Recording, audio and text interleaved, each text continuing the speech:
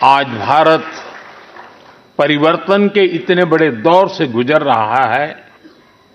ऐसे अहम समय में भारत का संविधान ही हमें रास्ता दिखा रहा है, हमारे लिए गाइडिंग लाइट बना हुआ है। साथियों, भारत के भविष्य का मार्ग अब बड़े सपनों, बड़े संकल्पों की सिद्धि का है।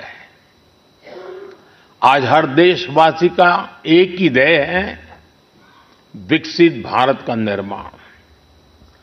विकसित भारत का मतलब है जहां देश के हर नागरिक को एक क्वालिटी ऑफ लाइफ मिल सके, डिग्निटी ऑफ लाइफ मिल सके।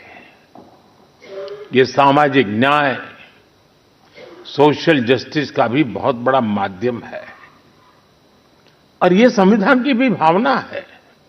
इसलिए बीते वर्षों में देश में लोगों के बीच आर्थिक और सामाजिक समानता लाने के लिए कई कदम उठाए गए हैं। बीते 10 वर्षों में 53 करोड़ से ज्यादा ऐसे भारतीयों का बैंक खाता खुला है जो बैंक के दरवाजे तक नहीं पहुंच पाते थे।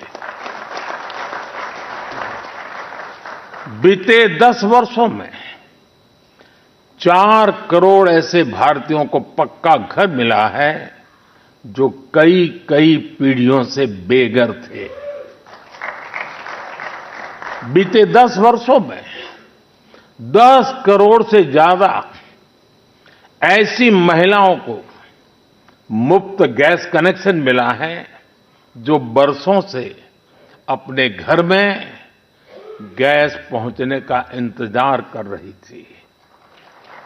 हमें आज के जीवन में बहुत आसान लगता है कि घर में नल खोला और पानी आ गया, लेकिन देश में आजादी के 75 साल बाद भी सिर्फ 3 करोड़ घर ही ऐसे थे जिनमें नल से जल आता था। करोड़ों लोग तब भी अपने घर में नल से जल का इंतजार कर रहे थे।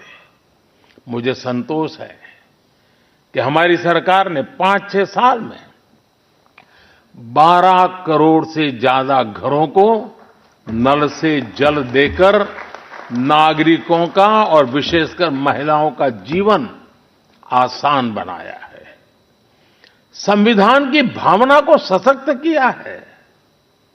साथियों, आप सभी जानते हैं कि हमारे संविधान की मूल प्रति में भी प्रभु श्री राम, माता सीता, हनुमान जी, भगवान बुद्ध, भगवान महावीर, गुरु गोविंद सिंह जी सभी के चित्र हैं।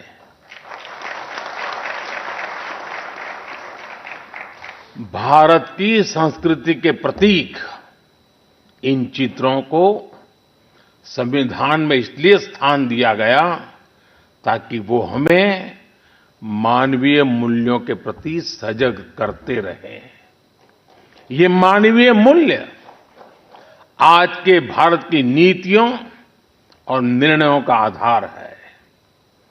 भारतीयों को त्वरित न्याय मिले, इसके लिए नई न्याय संहिता लागू की गई है। दंड आधारित व्यवस्था अब न्याय आधारित व्यवस्था में बदल चुकी है।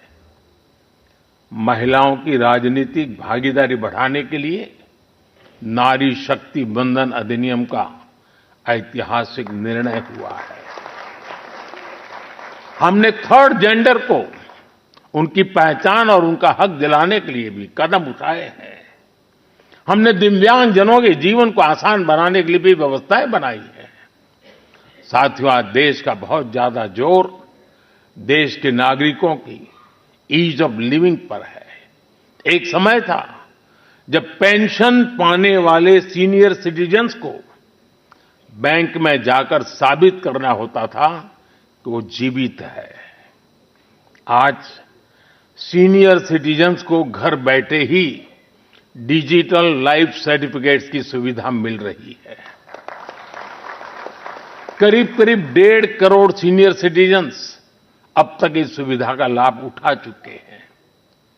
आज भारत वो देश है जो हर गरीब परिवार को 5 लाख रुपए तक के मुफ्त इलाज की सुविधा देता है। आज भारत वो देश है जो 70 वर्ष से ऊपर के हर बुजुर्ग को फ्री हेल्थ केयर की सुविधा देता है। देश के हजारों जन औषधि केंद्रों पर आज 80% डिस्काउंट पर सस्ती दवाइयां मिल रही हैं। एक समय में हमारे देश में इम्यूनाइजेशन की कवरेज भी 60% से भी कम थी। करोड़ों बच्चे हर साल टीकाकरण से छूट जाते थे। आज मुझे संतोष है कि अब मिशन इंद्रधनुष की वजह से भारत में इम्यूनाइजेशन की कवरेज 100% पहुंच रही है। आज दूर सुदूर के गांवों में भी समय पर बच्चों का टीकाकरण हो पा रहा है। इन प्रयासों ने गरीबों की, मध्यम वर्ग की बहुत बड़ी चिंता कम की है। साथियों, आज देश में कैसे काम हो रहा है उसका एक उदाहरण एस्पिरेशनल डिस्ट्रिक्ट अभियान भी है। देश के 100 से अधिक ऐसे जिले जिन्हें पिछड़ा कहा जाता था, हमने उन्हें एस्पिरेशनल डिस्ट्रिक्ट माना और वहां हर पैरामीटर में विकास की गति तेज की गई है। आज देश के अनेक एस्पिरेशनल डिस्ट्रिक्ट दूसरे जिलों से बहुत बेहतर कर रहे हैं। अब इसी मॉडल के आधार पर हमने एस्पिरेशनल ब्लॉक प्रोग्राम भी शुरू किया है।